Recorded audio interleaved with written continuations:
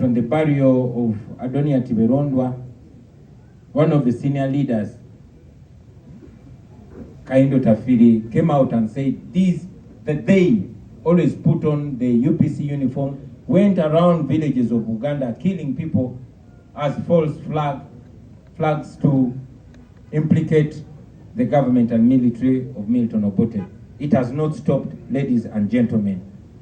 These people have no respect for human life whatsoever. They have no truth in them whatsoever.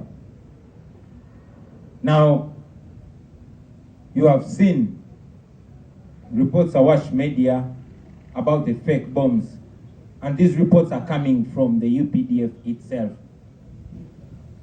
Well, they are admitting it now, but we've been seeing it and we've been questioning. You all remember the bombs that went off along Parliamentary Avenue.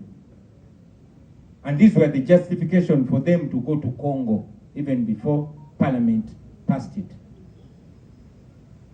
Now, just recently, on Martyrs' Day, you saw bombs going off on camera as if it was a movie, as if it was scripted. But unfortunately, there's human life involved here. People died, and then the UPDF, this spokesperson of Mohozi, came out and said they also shot a woman who was suspected to be a terrorist. Now, a few days ago, just recently, you saw in Kalerwe, where another Ugandan was shot and killed. All these were lies. Eventually, they are admitting it themselves that they were lies.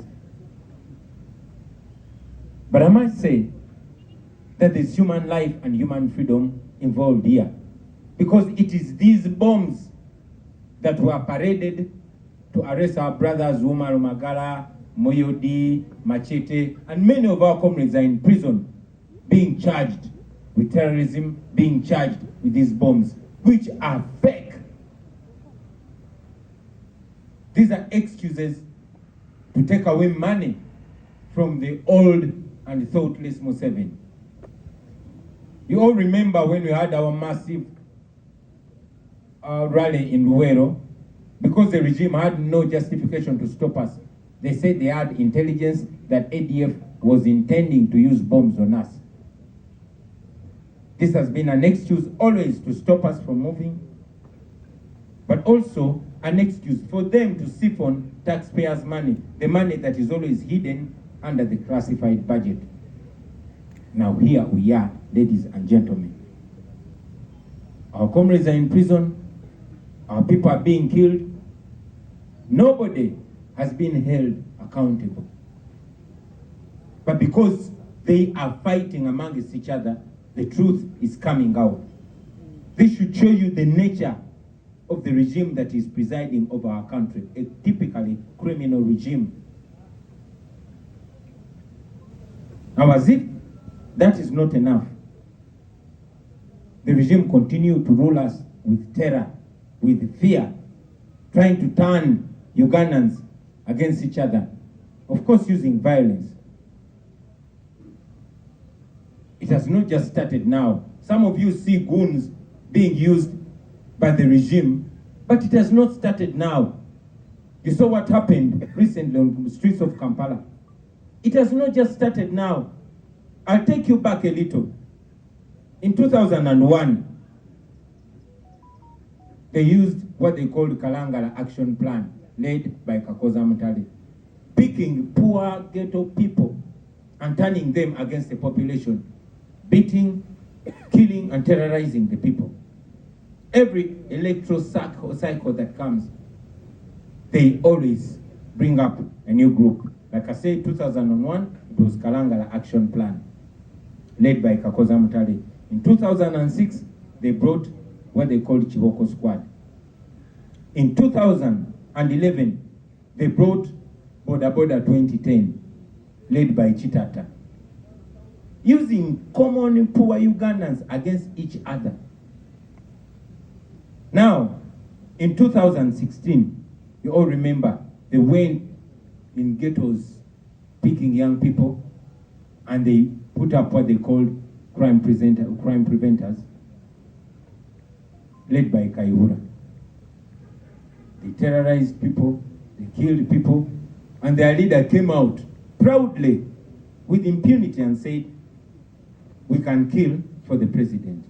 And indeed, they killed. No accountability, nobody has been held accountable. But remember, all these people that they use, they don't end well. They either eliminate them or they throw them back to the dungeons of poverty. Now, in 2021, because it was unusual, it was not politics as usual, they combined them. They brought CMI, they brought military police, they brought crime intelligence, they brought SFC. And of course, they used a few other poor people, including our former friends, because that was the only way to counter us. It did not work because it was exposed. Now what are they doing? Because they know I come from the ghetto. Museveni tasked one of his lieutenants called Damolira Christopher, and they started going from ghetto to ghetto, recruiting common ghetto youths, and they started what they call ghetto structure. What was their duty? To terrorize people, to cause mayhem, to kill if necessary, in order to keep the people's hopes and aspirations down. Just recently, as you all saw, they were unleashed on the streets of Kampala. They went robbing, live on camera. All of you saw it. And as we've been saying, that in a terrible regime, nobody is safe.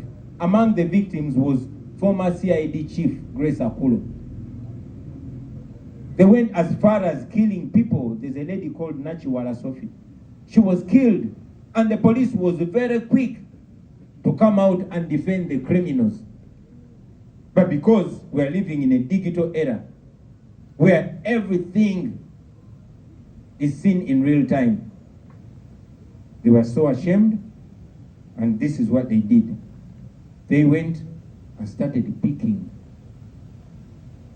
some vulnerable ghetto youth in order to clean their image. And that's why we always tell you that these people don't care about you.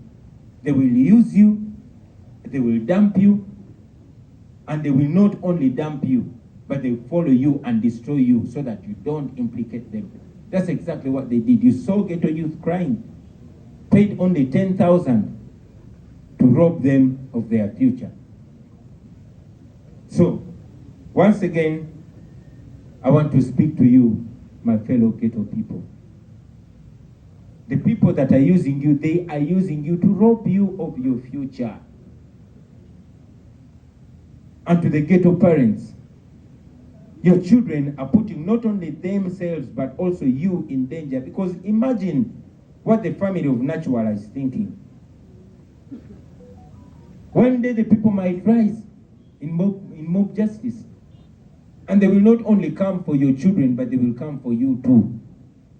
So do what you can as parents. Talk to your children, otherwise they are in danger. People don't forget. I come from the ghetto. I had so many friends. Sobi was my friend. Zebra was my friend. Where I come from, Kamocha Penjari is dead. Rastone is dead. Mad Beast has only one eye, and that's the only survivor. Crime does not pay, especially when you're implicating it on your people. You saw that even regime people were arguing on TV. Namiaro came out and said billions were invested in that project. They use you to steal taxpayers' money, and they're going to destroy you after destroying your future and the future of your children. These same people don't like you. Damolira himself commanded an operation that killed 4 youth, shooting them point blank at Acacia Mall. You all saw that. No accountability was given. Eventually, you regret, but it will be too late. On Saturday, we got to learn that 6 ghetto youth were picked from Kulekana. There's a ghetto called Kasokoso. They were picked and taken to Ndeje and killed Why? Because they want to cover the evidence. Wake up, my ghetto people.